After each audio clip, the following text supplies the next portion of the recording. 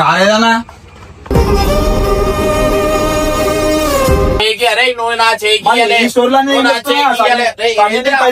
నాకేది పెట్టుకుంటావా ఇప్పుడు ఏంది బిజినెస్ అంటే అన్ని నేనే స్టార్ట్అప్ చేయాలా. మొత్తం ప్రెజర్ నా ఒక్కరి మీద పడుతుంది. ఇప్పుడు రేపడుతున్నా వీడియోలు ఇప్పుడు నేను చేసిన వీడియోలు అయితే లేదా వీడియోలు కూడా కావు. లేకపోతే మా మామనా ఏమన్నా నేను ఫోన్ చేసి నా బెనర్ రైడర్ 46 ఛానల్ ఇచ్చానా కానీ ఇచ్చానికి ఓన్ అడిగి తీసుకున్నారు అడ్వాన్స్ ను.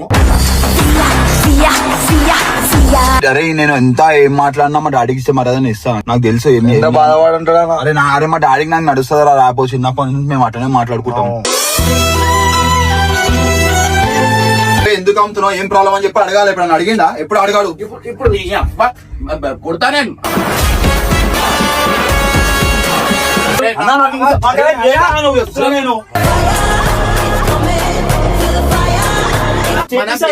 తప్పుడు 4 లక్షలు ఎందుకు పోతావు వాళ్ళట చేయొద్దు అని చెప్పి డిస్క్లైమర్ లా అన్ని వాళ్ళు ఏం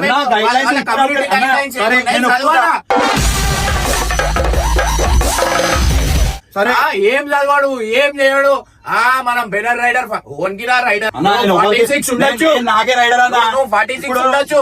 బెనర్ భాయ్ తన కారును అమ్మేయాలని డిసైడ్ అవ్వడం, వాళ్ళ ఇంట్లో ఎవ్వరికీ చెప్పకుండా రహస్యంగా కారుకు అడ్వాన్స్ కూడా తీసుకున్నాడు. తీరా ఇంటికి వచ్చి చూస్తే కారు మాయం. ఇంట్లో వాళ్ళంతా బెనర్ మీద విరుచుకుపడ్డారు. తన ఉన్న ఆర్థిక ఇబ్బందుల వల్ల ఖచ్చితంగా మళ్లీ కొంటానని ఎంత నచ్చజెప్పినా ఎవ్వరూ వినలేదు. కారు శ్రీశైలంలో ఇమ్రాన్ అన్న దగ్గర ఉందని తెలిసి అసలు తన కారు తనకే తెలియకుండా ఇమ్రాన్ అన్న దగ్గరికి ఎలా వెళ్ళిందని అక్కడికి వెళ్లి గొడవకు దిగడం. ఇద్దరి మధ్య మాట పెరిగి తోపులాట వరకు వెళ్లడం చూస్తుంటే పరిస్థితి ఎంత సీరియస్ గా మారిందో అర్థమవుతుంది. బెనర్ తన కారు కావాలని అడగడం, ఇమ్రాన్ అన్న దాన్ని తనేమీ చెయ్యలేనని చెప్పడం, ఒకరిపై ఒకరు ఆవేశంతో ఊగిపోవడం మొత్తం గందరగోళంగా మారింది. ఎవరిని అడిగి కారు తీసుకున్నావు? నా కారు నాకు ఇవ్వాల్సిందే అని బెనర్ గట్టిగా నిలదీస్తుంటే ఇమ్రాన్ అన్న కూడా వెనక్కి తగ్గకుండా వాదించడం చూస్తుంటే ఎవ్వరికీ అర్థం కాని అయోమయం నెలకొంది. కారు అమ్మితే నష్టం వస్తుందని ఒకరు, పరిస్థితులు బాగాలేకనే అమ్మాల్సి వస్తుందని మరొకరు, ఒకరిని ఒకరు అర్థం చేసుకోకుండా ఈ రచ్చంతా ఏంటి? నిజంగా ఈ కార్ గొడవ, ఈ వ్యవహారం ఎటు దారి తీస్తుందో అని అందరూ తలలు పట్టుకునేలా పరిస్థితి తయారైంది. పూర్తి వీడియో ఫుల్ ఎంటర్టైనింగ్ గా ఉంది. బెనర్ రైడర్ ఛానల్లో ఉంది, చూడండి.